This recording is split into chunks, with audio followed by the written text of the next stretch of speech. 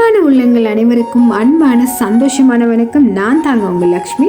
நான் இன்னைக்கு Ammu radio FM வழியாக உங்களோட பகிர்ந்துக்க போகிற விஷயம் என்னென்னு பார்த்தீங்கன்னு சொன்னால், மூட நம்பிக்கையை பற்றின ஒரு விஷயத்தை தான் நான் உங்களோட பகிர்ந்துக்க போகிறேன்.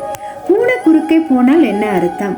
பூனைகள் எப்போதுமே மக்கள் குடியிருப்பு நிறைஞ்ச பகுதியில் தான் இருக்குமா. மன்னர் காலத்தில் போருக்கு படைகள் திரட்ட போவாங்களாம். போகிற வழியில் பூனைகளை பார்த்துட்டாங்கன்னா அந்த பக்கம் குடியிருப்பு இருக்குதுன்னு தெரிஞ்சுப்பாங்களாம். அதனால் அங்கே பகுதியில் இருக்கிற ஆண்கள் எல்லாரும் போர்க்களத்துக்கு போயிருப்பாங்க. அதனால் சிறுவர்கள், வயதானவர்கள், பெண்கள் மட்டும்தான் இருப்பாங்களாம். அந்த வழியாக போனால் அவர்கள் பாதிக்கப்படுவார்கள் என்பதற்காக அவர்கள் வந்த பாதையை மாற்றி வேறு பாதையில் போவார்களாம். மேலும் அந்த காலத்துல போக்குவரத்துக்கு பெரும்பாலும் குதிரைகளை தான் பயன்படுத்தியிருக்காங்க. இதனால பூனைகளை பார்த்துட்டா அங்க மக்கள் குடியிருக்கிறாங்கன்னு உணர்ந்து வழியில வாரவங்க யாராவது அடிபற்ற கூடாது என்கிறதுக்காக குதிரைகளை மெதுவாக செலுத்துவாங்களாம்.